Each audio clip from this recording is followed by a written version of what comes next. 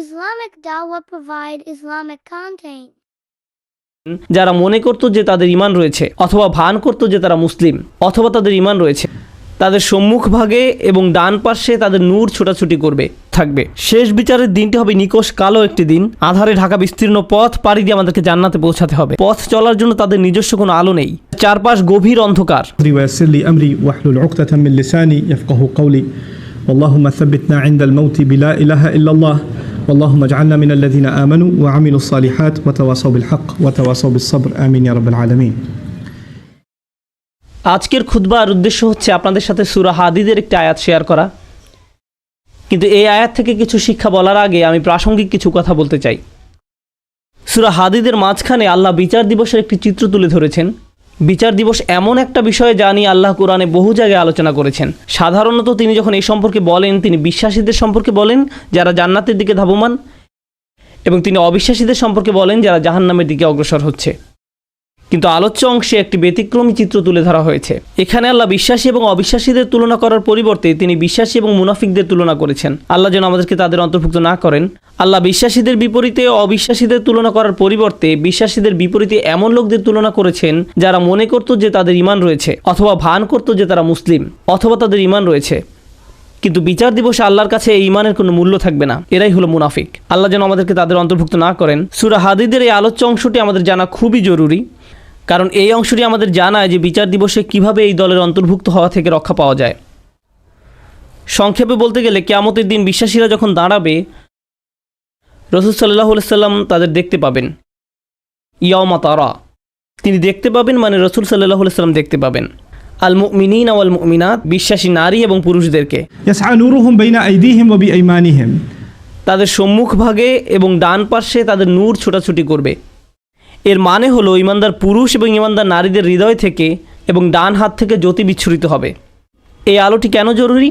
কারণ আল্লাহর প্রতি আপনার আমার ঈমান যদি অকৃত্রিম হয় এবং বিশ্বাস দৃঢ় হয়, কিয়ামতের দিন এই বিশ্বাস জ্যোতিতে রূপান্তরিত হয়ে দীপ্তি ছড়াবে।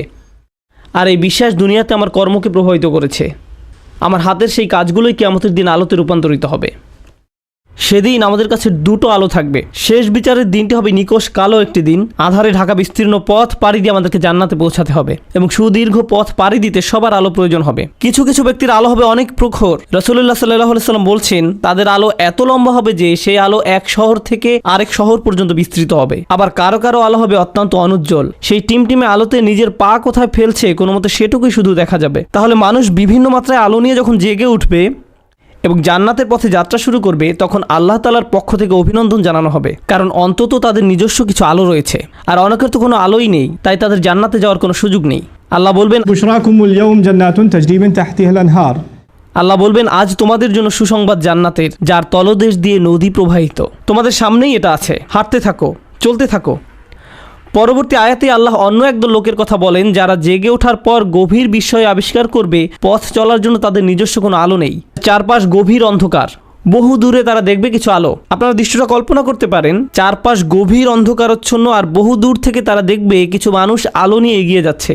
তারা হয়তো মানুষ দেখতে পাবে না, শুধু আলোর বিচ্ছুরণ দেখা যায়।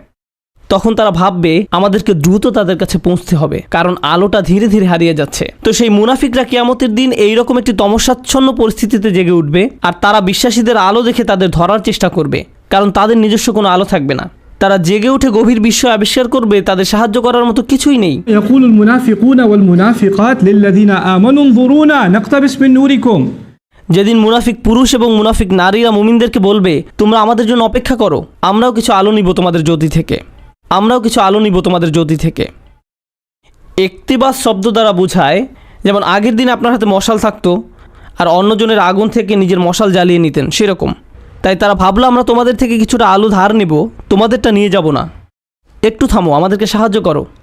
তখন মুনাফিকদেরকে বলা হবে ارجعوا وراءكم তোমরা পিছনে ফিরে যাও, পিছনে ফিরে যাও فالتمسوا نورا এবং আলোর খোঁজ করো, আমরা তোমাদের সাহায্য করব না।